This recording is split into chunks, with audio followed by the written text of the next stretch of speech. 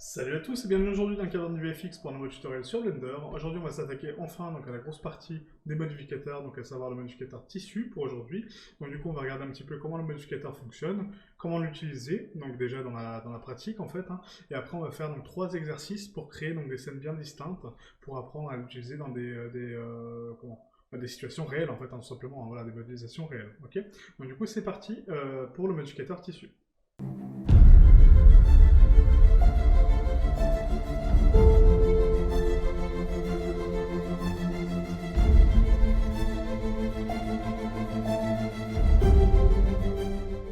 Voilà, donc on se retrouve sur Blender, donc du coup on va ici donc créer une scène très basique pour pouvoir jouer un petit peu avec les paramètres et voir ce que les paramètres font. Donc là ce que je vais commencer par faire c'est activer donc mon screencast, voilà, pour que vous puissiez voir donc les touches qui vont s'afficher sur la gauche, voilà, comme ça on peut suivre donc le tuto ensemble. Donc là je vais faire un Shift A Mesh, donc icosphère, d'accord, pour créer donc une sphère toute basique, que je vais scale, donc avec S, par 2, d'accord. Donc les valeurs numériques ne s'affichent pas, donc du coup je vous donne les valeurs numériques vocalement, ok. Ensuite, donc, on va appuyer sur A pour tout désélectionner avec Select All Toggle. Et ensuite, on va créer donc un plan. Ce plan-là, on va le scale par 3, même par 4, je pense, ça peut être pas mal. Voilà. Et du coup, on va le déplacer sur l'axe des Z, donc en appuyant sur G, Z. Et du coup, on va déplacer de 5 unités, donc 5. Ok. Voilà, donc là, ça va être donc, les éléments dont j'ai besoin pour créer mes simulations. Okay. Donc nous, ce qu'on va faire, c'est quelque chose de très simple. C'est qu'en fait, on va déterminer, on va dire à Blender que ça, donc ce plan-là, c'est mon tissu. Ça, c'est mon objet de collision, d'accord. Et du coup, donc, les deux vont interagir différemment avec l'un et l'autre, en fait, avec les paramètres que je vais leur donner, d'accord. Comme ça, on va pouvoir regarder tous les paramètres ensemble. Donc d'abord, on va commencer par donc, créer ici une petite scène très rapide au niveau du rendu. Donc là, on va passer sur le rendu en mode Eevee, bien sûr. Donc là, on passe sur Eevee. Voilà, donc je vais ici donc, dans Monde. Et là, ici, au niveau de l'arrière-plan, on va donner donc, une teinte un peu plus grisée, voilà, comme ceci, un peu plus claire. Voilà, donc là, ça me paraît plutôt pas mal.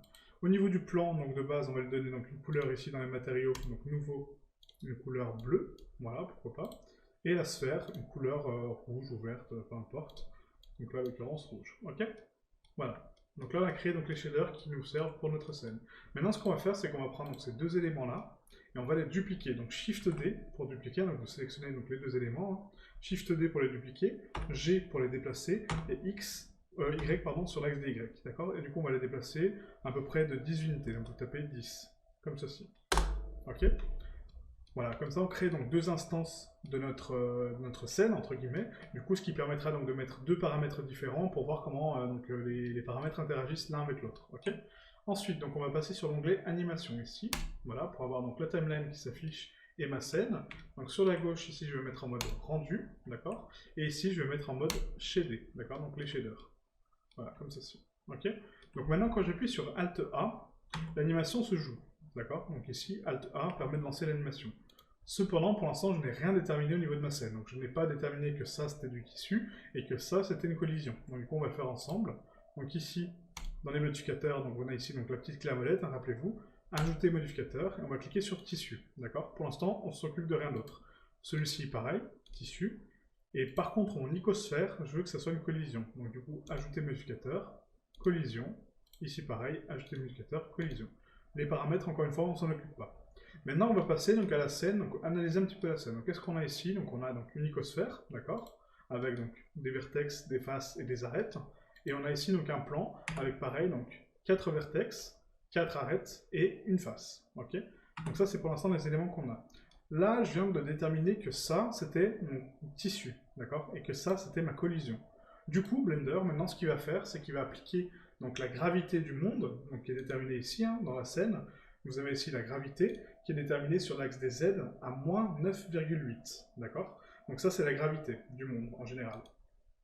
Maintenant que Blender donc, a appliqué les modificateurs sur ce plan et ce plan-là et ces deux sphères, d'accord, donc en tant que collision, il va pouvoir donc lui dire que ok, maintenant tu es sujet à la gravité du monde, donc du coup quand je vais lancer l'animation, Blender va simuler la tombée en fait de mon tissu puisqu'il est sujet à la gravité. Alors qu'une collision, non, elle n'est pas sujet à la gravité, d'accord, parce que c'est une collision, c'est un objet qui est statique et du coup qui va entrer en collision avec d'autres objets qui eux sont dynamiques, d'accord. Donc on a les parties statiques, les parties fixes qui interagissent avec les éléments dynamiques et les parties dynamiques qui peuvent interagir avec elles-mêmes ou des éléments statiques, ok.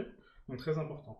Maintenant, quand je joue l'animation, donc Alt A, voilà ce que ça fait, d'accord? Donc mes deux plans vont tomber puisqu'ils sont sujets à la gravité et du coup vont interagir avec mon objet icosphère qui est en collision, d'accord? Donc ça va créer une collision entre mon plan et l'icosphère.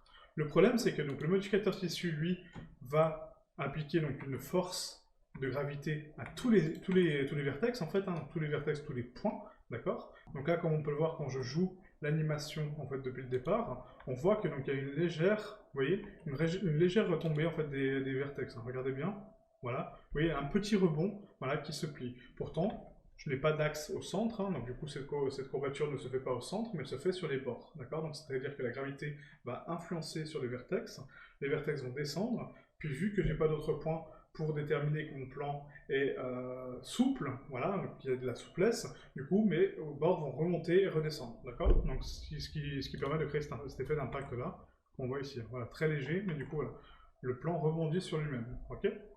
Maintenant, ce qu'on va faire, c'est qu'on va rajouter des subdivisions. Donc ici, je vais rajouter 2 niveaux de subdivision. Donc ici, subdiviser, on va faire 1, puis 2, ok?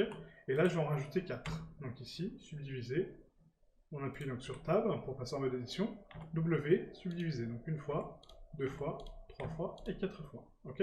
Donc là, j'ai 4 niveaux de subdivision, d'accord? Donc ça va subdiviser ma face 4 fois, d'accord, par elle-même, et là, ça va subdiviser que 2 fois, d'accord? Donc ici, j'ai beaucoup moins de vertex avec lesquels travailler.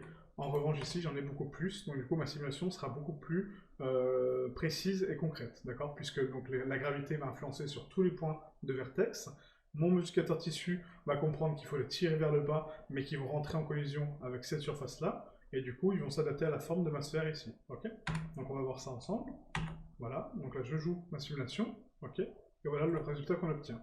Donc ici, Blender calcule donc les vertex, donc la force des vertex vers le bas, qu'il a très peu de vertex avec lesquels travailler, et du coup, donc, il va influencer sur la forme comme il peut en fait, hein, tout simplement. Hein. Donc il va dire, ok, j'ai par exemple 24 vertex avec lesquels travailler, j'applique la force sur les 24. Okay, alors qu'ici, il en a beaucoup plus, donc du coup, il va pouvoir déterminer que là, ma collision se fait à partir de ce moment-là, d'accord? Donc du moment où il rentre en collision, vous voyez, comme là, les vertex commencent à s'affaisser, et ça baisse sur ma surface, tout simplement. Ok? Donc là, la qualité d'une simulation est déterminée par le nombre de vertex. Voilà. Premier point très important. Ok? Maintenant, on va passer, donc ici sur la gauche, enfin sur la droite, pardon, on a ici donc le paramètre en fait de tissu. Donc quand on clique sur la clé à molette, on voit qu'ici ça nous annonce les réglages se trouvent dans l'onglet physique. Pourquoi? Parce que donc, le modificateur tissu est une simulation en fait, hein. Ça va simuler quelque chose, d'accord? Ce n'est pas une action de déformation, une action de création sur l'objet, c'est une action de soumettre en fait des forces de gravité, des forces de collision, des choses comme ça, donc c'est des physiques. Donc pour accéder au panneau physique, vous cliquez sur ce petit onglet-là, donc la petite bille avec le cercle hein, ici, voilà. Et du coup ici on a donc, tous les paramètres du modificateur tissu, vous voyez qui est ici. Donc il est sélectionné là, hein, voilà. Et là on a accès aux paramètres de tissu. Donc d'abord ce qu'on va faire, on va subdiviser donc, cette surface-là de la même façon que l'autre, hein, donc 2 fois supplémentaire, pour avoir la même surface en fait de travail. Donc là si je fais Alt A, on voit que les simulations sont parfaitement identiques. Ok, voilà. Donc maintenant on va jouer un petit peu avec les paramètres pour que je puisse vous enseigner à quoi servent chacun des paramètres et voir comment ça fonctionne. Donc du coup ici on a donc le premier paramètre qu'on a ici, c'est les Quality Steps. Donc Quality Steps en fait c'est des étapes que Blender va prendre, donc qui va calculer, qui va faire, pour calculer la collision entre mes deux objets et la simulation des éléments qu'il va avoir autour de lui, d'accord? Donc là j'ai deux plans identiques, deux sphères identiques. Supposons que là j'ai une qualité moindre, donc j'ai une qualité de 1, c'est-à-dire que Blender va calculer une seule fois la transition des collisions, en fait, hein, par exemple, alors que celui-ci 5, donc du coup ma simulation ici donc de 5 sera beaucoup plus réaliste, donc elle va bien interagir avec mon icosphère, alors que celle-ci non. Donc là on fait un test, Alt A, voilà. Vous voyez ce que ça donne? Donc du coup, vu que Blender n'a pas eu d'étapes suffisantes pour déterminer que l'icosphère entrait en collision avec mon tissu, vous voyez? Donc là il l'a calculé ici, il dit ok, tu rentres en collision, mais après qu'est-ce que je fais? J'ai pas assez d'étapes pour connaître, pour le savoir, donc du coup je vais traverser le plan, et du coup, je vais déterminer voilà, donc la surface comme ça. Okay, c'est-à-dire que là, mon tissu traverse quasiment entièrement mon icosphère. Pourquoi? Parce qu'il n'a pas assez d'étapes de travail. Hein. Donc ici, on a 5, ici, on a 1. Okay, encore une fois, donc, ces étapes-là sont relatives à la vitesse C'est-à-dire que plus la vitesse est longue, plus Blender aura le temps de calculer les choses et du coup de les faire correctement. Donc là, supposons que je divise par 2 la vitesse. Pourtant, je suis toujours à une étape. Vous allez voir que donc, la simulation sera un petit peu meilleure. Vous voyez, donc là, elle tombe beaucoup plus vite, hein, parce que j'ai une vitesse de 1. Et vous voyez, là, mon tissu ne traverse pas autant. Pourquoi? Parce que Blender a eu plus de frames, donc plus pas de secondes, mais d'images par seconde, pour calculer donc, les collisions. Donc là, il va dire, ok, donc là, je rentre en collision, là aussi, là aussi, là aussi, là aussi, tac, et du coup, il va calculer comme ça. Donc là, il n'a pas encore suffisamment de temps pour déterminer vraiment tous les points d'impact, en fait. Hein. Il faudra augmenter le temps encore plus, ok? Avec une qualité un pas de qualité, encore une fois. Ensuite, donc si on augmente en revanche, donc là par exemple la vitesse, donc supposons que je passe sur une vitesse à 50, d'accord, donc je multiplie la vitesse normale de base par 50, c'est-à-dire qu'il me faudra 50 fois moins de temps pour calculer l'animation qui est ici, d'accord, mais avec une seule étape. Donc là, regardez ce qui se passe, hop, voilà. Donc mon logiciel n'a même pas le temps de calculer qu'il y a un obstacle en fait, hein. Tellement c'est rapide, vous voyez, il reste parallèle tout le long, puisqu'en fait il va sauter donc de la frame 1 à la frame 2, directement, il est en dessous de mon objet. Vous voyez, il n'a pas le temps de se dire, bah, ok, j'ai touché un objet, j'ai un impact, du coup je dois me déformer. Non, il n'a même pas ce temps-là. Ok. Donc du coup, si on augmente par contre en revanche donc, le nombre de pas, donc le nombre d'étapes, il va faire 250 étapes par frame, donc du coup 250 calculs par frame. Donc là, il va se dire, ok, j'ai une collision, hop, je rentre en collision. Directement, c'est instantané, vous voyez. Là, j'ai la collision, là, paf, je rentre en collision à partir de la frame 1. Enfin, la frame 2, quoi, du coup. Donc, c'est la deuxième frame de l'animation. Donc, c'est-à-dire que voilà, plus vous avez donc une vitesse d'animation qui est longue, plus il faudra d'étapes, donc de déterminer des étapes à Blender pour lui dire, bah voilà, calcule ça 250 fois pendant une frame, mais au moins tu le fais bien. Comme ça, mon animation est beaucoup plus rapide. D'accord? Donc, si par exemple vous voulez tout de suite un rendu final, vous n'avez pas besoin d'attendre, je sais pas, par exemple, la frame 170 pour avoir l'animation complète, bah, vous faites comme ça. Vous augmentez la vitesse, vous augmentez donc les steps, donc les analyses de l'objet par seconde, par frame, pardon, et du coup, voilà, ça permet d'avoir une animation beaucoup plus rapide. Ok. Hop. Donc ça, c'était pour ce premier paramètre-là. Voilà, donc du coup, la qualité des étapes est proportionnelle avec la vitesse, d'accord? Donc si la vitesse est très basse, on peut réduire les étapes, parce que du coup, Blender va calculer plus lentement, mais plus de fois, en fait, hein, donc du coup, les étapes. Alors que si on augmente la vitesse, il faut augmenter également la qualité des étapes. Ok. Donc là, on va repasser sur des étapes standards, donc 5, et la vitesse à 1, bien sûr, voilà, la vitesse d'origine. Ok. Donc ça, c'était pour le premier paramètre. Ensuite, on va passer sur l'onglet propriétés physiques. Donc ici, propriétés physiques, donc on va juste fermer la radar l'amortissement pour l'instant, on va s'occuper de cette partie-là, donc la masse. La masse, qu'est-ce qu'elle va déterminer? Elle va déterminer donc le poids qu'il y a donc, sur l'objet, donc le poids que fait l'objet, du coup qui va avoir une incidence directement sur la gravité, puisque la gravité va le tirer plus ou moins vers le bas s'il est plus ou moins lourd. Bon, ça c'est enfin, voilà, des notions basiques de physique. Hein. Un corps lourd tombe plus vite qu'un corps léger. Donc là on fait un test. Donc par exemple ici j'ai une masse de 0,3, là une masse de 0,3. Celui-ci je vais le mettre à 1 kg et celui-ci par contre je vais le mettre à 0,01. Voilà, donc là en fait on va faire donc, la simulation comme ça. Hop. Vous voyez? Donc là, en fait, mon objet, il stagne quasiment dans l'air, vous voyez? Donc il a des ondulations, en fait, hein, il y a quelque chose qui interfère avec lui. Donc là, on a la gravité qui a une incidence sur mon plan, d'accord? Mais par contre, la masse n'est pas assez forte pour que donc, la gravité le tire vers le bas rapidement, d'accord? Donc là, il va descendre tout doucement, mais vraiment tout doucement, et du coup, seulement après, il va se poser, d'accord? Donc ça, pareil, ça permet donc de déterminer la vitesse d'une simulation, et aussi donc le poids en fait hein, tout simplement de l'objet. Okay, donc là en revanche sur celui-ci, vu que le poids descend très rapidement, je vais juste replacer les choses comme ça, hop, voilà, là elle tombe beaucoup plus rapidement et du coup on a vraiment cette sensation de lourdeur. Si on augmente encore plus les valeurs, donc supposons que là on revient en arrière, ici j'ai augmenté donc à 10 kg, donc je crois que c'est le maximum pour un tissu, et là on va repasser sur des valeurs, on va passer à 0,2, voilà, c'est pas mal, hop. Voilà ce que ça donne, d'accord?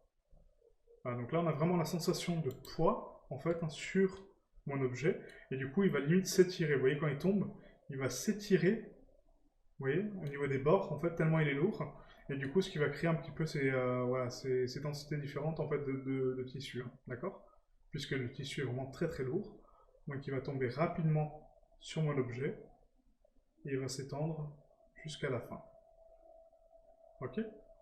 Voilà, donc là, très important, donc la masse. Ensuite, on a ici, donc là, l'air, air viscosity. Donc ça, c'est la densité de l'air, en fait, hein. Voilà, donc c'est à peu près, c'est traduit grossièrement. Mais en gros, c'est l'impact qu'a l'air sur votre tissu. D'accord? Donc supposons que là, on a des forces donc à 0. Donc l'air n'a aucune incidence sur le tissu. Donc là, on va mettre des masses beaucoup plus petites, hein, parce qu'avec des masses beaucoup plus lourdes, ce n'est pas parlant. Donc on va mettre 0.101, 0.01.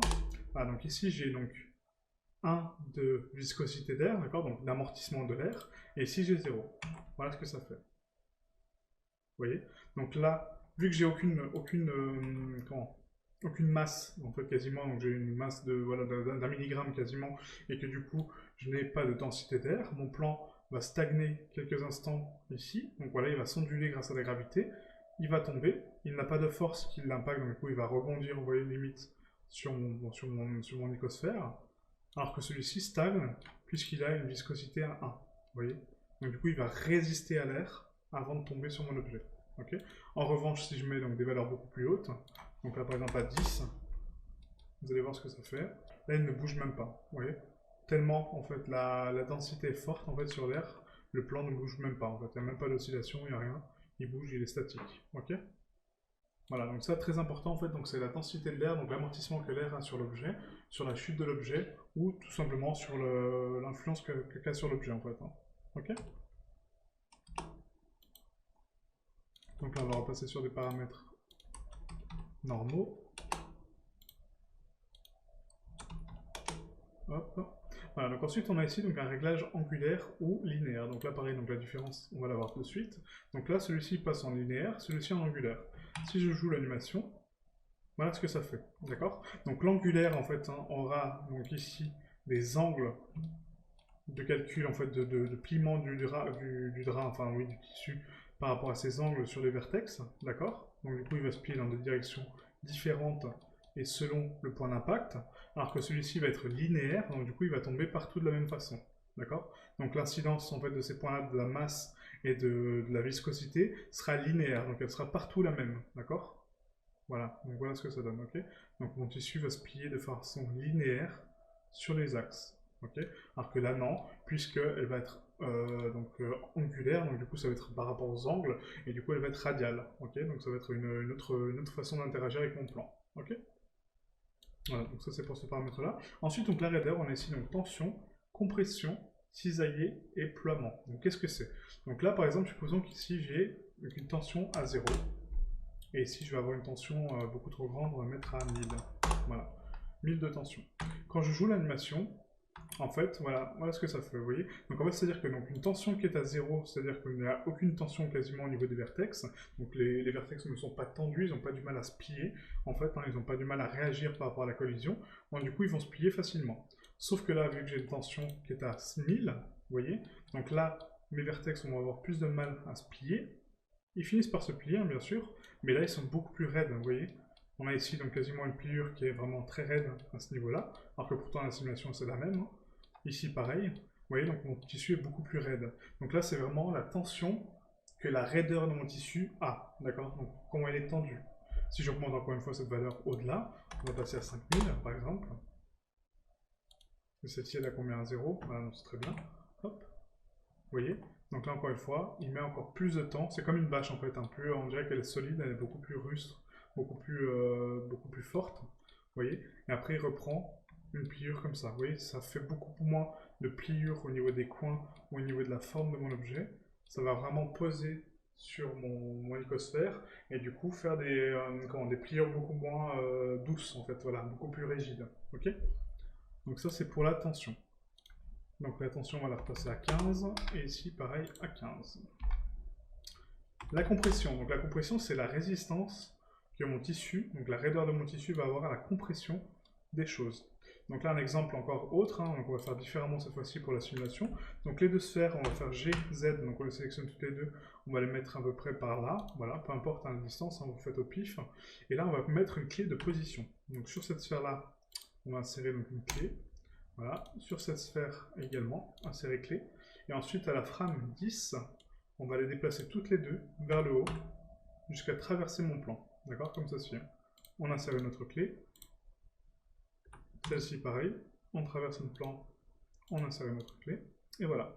Donc du coup, ce qui va permettre donc, de jouer cette animation où mes icosphères vont traverser mes plans, et du coup vont interagir avec eux directement. Donc là, ça donne ça. Ok? Voilà. Donc pour l'instant, j'ai une gravité qui est appliquée à mon tissu, d'accord? Donc quand je vais rentrer en collision avec lui, ça va taper, voilà. Donc là, par contre, la qualité, vous voyez, la qualité n'est pas assez bonne, parce que du coup, elle traverse légèrement mes sphères. Donc là, on va augmenter la qualité vite fait. Hop, on va mettre à 10. Et là, pareil à 10. Au niveau des étapes de calcul. Voilà, c'est bien mieux. Hop, vous voyez comment corriger en fait ces artefacts de texture. Voilà, comme ça on le fait ensemble au moins. Voilà, donc là c'est à dire que donc, pendant 10 frames en fait mon icosphère va donc se déplacer. Elle va atteindre mon point d'impact ici, ok. Donc là ça va interagir avec mon plan, mes plans vont remonter, puis redescendre avec la gravité, puis finir par tomber parce qu'ils sont tombés un peu plus de biais. Même pas. Non, même pas, oui. Ok. Donc voilà, donc là ça va impacter. Donc du coup on va regarder l'amortissement. Donc l'amortissement, en fait, ici, donc au niveau de la raideur, la compression, c'est quand on a 0 de compression, et quand on a donc par exemple 500 de compression, voilà la différence qu'on a. Hop, vous voyez? Donc c'est-à-dire qu'en fait ici, donc là j'ai pas de compression du tout, donc c'est-à-dire que mon objet quand il va être donc, impacté par quelque chose, ou même qu'il va tomber, en fait, hein, on aurait pu faire avec la chute, mais c'est plus parlant comme ça, mon objet ne va pas se comprimer sur lui-même, d'accord? Il va pas avoir de compression sur lui-même. C'est-à-dire qu'il va être impacté, au lieu de faire ça, et du coup de se comprimer sur lui-même, il va rebondir et stagner en fait dans la position de l'impact. Donc c'est-à-dire que l'impact va être comme ça, il va prendre la pliure de l'impact, et il va rester dans cette position, et il retombe comme ça. Alors que l'autre, non, vous voyez, il a l'impact, il prend l'impact, mais par contre après il va se replier sur lui-même avant de retomber sur la forme. Donc là si on regarde, vous voyez, là ça retombe, et du coup le plan il retombe n'importe comment dessus, après il se redéplie, et voilà, il finit par tomber par terre. Ok? Voilà, la différence, hein, ok? On a ici donc la même zone d'impact, d'accord? Donc là, à ce moment-là, hein, d'ailleurs c'est toujours pas de la bonne qualité, c'est fou ça, on va mettre à 20. Voilà. Tac. Donc là, on a la zone d'impact. Paf. Celui-ci va remonter de façon linéaire, en fait, donc sans compression. Il va retomber normalement. Ok. Et là, par contre, l'autre, il va se plier complètement sur lui-même. Il va retomber complètement plié. Puis ensuite, il va se redéplier sur nos sphères. Tout doucement. Voilà. Ok. Donc ça, c'est la compression. Ensuite, on a donc le cisaillement. Donc cisaillement, pareil, c'est un paramètre que je n'arrive pas trop à expliquer. Mais du coup, on va essayer de regarder ensemble. Alors, tac, le cisaillement, qu'est-ce que c'est? Donc le cisaillement, en fait, en gros, ça va déterminer donc les coupures que l'objet va faire pour donner les bordures. Donc c'est un peu, ouais, c'est un peu bizarre d'expliquer comme ça, mais du coup vous allez voir. Donc là, par exemple, j'ai 0 de cisaillement. Ici, j'ai 5. Donc on va l'augmenter au maximum, on va mettre à 50 pour vraiment avoir quelque chose de parlant. Je vais zoomer un petit peu. Et là, quand je joue mon animation, hop, voilà, vous voyez ce que ça fait? Donc le cisaillement, en fait, du coup, au point d'impact, en fait, hein, ici, donc quasiment à la frame 15, voilà, donc ça va impacter sur mon plan. Celui-là aussi, il faut que je monte la qualité, du coup. 25. Hop. Voilà. Donc celui-ci va impacter sur mon plan, donc au même endroit, encore une fois, donc à la même vitesse, la même densité. Le point d'impact va se créer. Par contre, mon tissu, au lieu de réagir, donc là, à l'occurrence, j'ai 50 de cisaillement, d'accord? Donc c'est-à-dire que ça va cisailler ma forme pour créer en fait les bordures et les pliures en fait de mon tissu, alors que celui-ci, non, vous voyez, là, il va s'étendre en fait, donc c'est-à-dire que là, les coins vont rester statiques, alors que celui-ci remonte déjà, vous voyez, et ensuite, il monte, vous voyez, donc ça crée des formes un peu bizarres, on dirait des tentacules un peu, voilà, pour ensuite retomber, hop, sur cette forme-là, vous voyez. Donc on dirait que c'est vraiment quelque chose de mouillé, par exemple un tissu mouillé va avoir plus tendance à tirer sur ses axes et sur ses vertex, jusqu'à tomber comme ça sur des formes un peu bizarres. Et si on analyse, vu que j'ai 0 cisaillement, là, on va voir que mes bords, au fur et à mesure, en fait, hein, vont se réduire, en fait, hein, vous voyez. Donc là, ça fait vraiment des pics très bizarres, en fait, très étranges. Regardez. Donc là, on part sur quelque chose de plutôt correct. Et là, ensuite, ça va arriver ici et ça va se réduire tout doucement pour faire des espèces de pics, en fait, de pics bizarres, quoi, vous voyez. Même là, ça disparaît, les vertex disparaissent carrément. Vous voyez. Hop. Voilà, donc là c'est voilà, le cisaillement, je ne sais pas trop comment l'expliquer, mais en gros c'est la division des arêtes en fait et des vertex pour calculer l'angle de de chute en fait des coins en fait, hein, des bordures, voilà, des pliures de votre tissu. Ok? Voilà, donc ça c'est le cisaillement. Donc le cisaillement, on va le laisser à 5 pour l'instant, et là 5 aussi, on va le remettre à 5. Et ensuite, donc le ploiement. Le ploiement, pareil, donc c'est comme si vous avez une serviette très chaude, et que du coup elle était vraiment sans eau, voilà, donc elle n'a aucune humidité, elle est vraiment très sèche, et du coup elle se recroqueville sur elle-même. C'est ça le ploiement en fait, hein. Donc c'est la facilité avec laquelle elle a donc, de se plier, déjà avec la viscosité de l'air, avec la gravité, avec sa masse, et du coup avec le ploiement.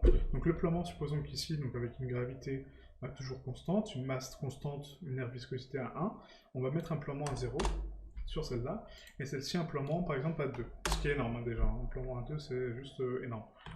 Voilà ce que ça fait. Hop.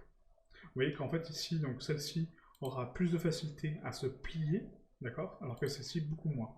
Pourquoi? Parce que le ploiement ici est plus important, d'accord, donc la densité de ploiement est beaucoup plus importante par rapport à sa raideur, alors que celle-ci, elle est nulle, en fait, elle est à 0. Donc du coup, elle va se plier beaucoup plus facilement. Vous voyez? Hop. Donc le point d'impact est identique, d'accord? Quand on fait l'impact, hein, regardez, point d'impact identique, forme identique, sauf que le ploiement ici est à 2, donc du coup elle va se déplier beaucoup plus rapidement, d'accord, parce qu'elle est sèche, d'accord, donc comme un tissu sec du coup, qui va reprendre sa forme d'origine, alors que celui-ci est tout mouillé, et du coup il va rester plié. Voilà, c'est un exemple un peu, voilà, un peu bizarre, mais c'est vraiment ça, ok. Voilà pour le ploiement, ok. Donc le ploiement joue avec effectivement donc la densité en fait de l'air, la gravité, et aussi, hop, et aussi donc la forme en fait, hein, la forme du tissu. Ok. Ensuite donc ici pour l'amortissement. Donc pareil, l'amortissement en fait, donc on a la raideur, donc la raideur du tissu en lui-même, puis l'amortissement. Donc l'amortissement c'est comment ça va amortir donc les impacts et même sa propre chute sur le monde. Donc là, ici au niveau de la tension on est à 5. Là pareil on est à 5. Celle-ci on va la mettre à 0 au niveau de la tension, et celle-ci on va l'augmenter, on va la mettre à 50. Ok. On joue l'animation. Et voilà ce que ça donne. Hop. Vous voyez? Donc en fait celui-ci a beaucoup moins de tension que celui-ci, d'accord? Donc celui-ci est en tension de 50 et l'autre non. Et du coup, lors de mon impact, donc là, mon impact va donc produire ici l'effet. On va encore augmenter les steps. Voilà. Donc là, ça va créer donc l'impact, d'accord? Donc ça va amortir mon impact. Puis, quand elle va retomber, hop, voilà. Donc là, mon impact a été amorti. Vous voyez, donc comme la chute n'est pas du tout pareille en fait. Donc là, on va repasser donc à 5. Hop, c'est les valeurs de base. Hein. La compression maintenant. Donc là, pareil, donc c'est la résistance de la compression à l'amortissement. Donc là, pareil, donc on va mettre des valeurs donc à 0, non, à 50 pour celle-ci. À 0 pour celle-ci. Voilà, on joue l'animation. Hop. Voilà, donc là, du coup, encore une fois, hein, donc on a ici donc, la zone d'impact. Voilà. Le drap se relève. Donc là, c'est constant. Et là, la compression, vous voyez, donc la compression, en fait, la compression de là, mon tissu, qui est à 50, va se comprimer donc, beaucoup plus que l'autre. D'accord? Il va se recroqueviller sur lui-même beaucoup plus que celui-ci. Celui-ci va retomber voilà, proprement, puisqu'il a moins de compression. Et l'autre aussi. Vous voyez? Donc là, la compression, en fait, ça détermine pareil. Donc l'amortissement sur la compression, en fait, hein, c'est-à-dire que l'amortissement que mon tissu va avoir lorsqu'il est impacté par une force, et du coup, la façon dont il va se comprimer. Ok? Donc voilà ici bien la différence, d'accord? Donc là, l'impact est ici, mais le tissu se relève, l'autre il est beaucoup plus comprimé, celui-ci redescend, hop, et l'autre finit par redescendre également, un petit peu plus tard, ok? Donc ça c'est la compression. Donc là pareil, on va remettre à 5, à 5. Le cisaillement pareil, donc bah, c'est la même chose que tout à l'heure en fait, hein, donc c'est le cisaillement de l'amortissement. Donc là si on met à 0 et l'autre à 50, celui-ci à 0, et quand je joue l'animation, hop, voilà. Vous voyez? Donc là le cisaillement est nul, donc c'est-à-dire que du coup il n'aura aucune courbure en fait au niveau de son axe, d'accord? Donc là il va monter, puis là il va plus savoir comment faire parce qu'il est quasiment tout raide, vous voyez, il retombe quasiment comme une bâche, ok? Voilà, puisque le cisaillement est quasiment nul, alors que l'autre non, l'autre a bien l'impact.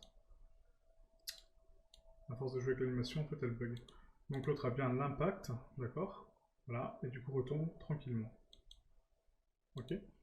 Voilà, donc ensuite donc le plombement, donc on a ici, donc on va mettre un plombement à 0, l'autre pareil à 2, hein, encore une fois c'est une valeur très très haute, comme je l'ai indiqué. Du coup le plombement va déterminer donc la façon de pliure en fait du tissu, d'accord, et à quel point il peut se plier, ok. Donc 0 de plombement, ça reste quand même assez rigide, 2 de plombement, ça permet d'avoir des belles courbures en fait, et du coup limite des voies trop, d'accord.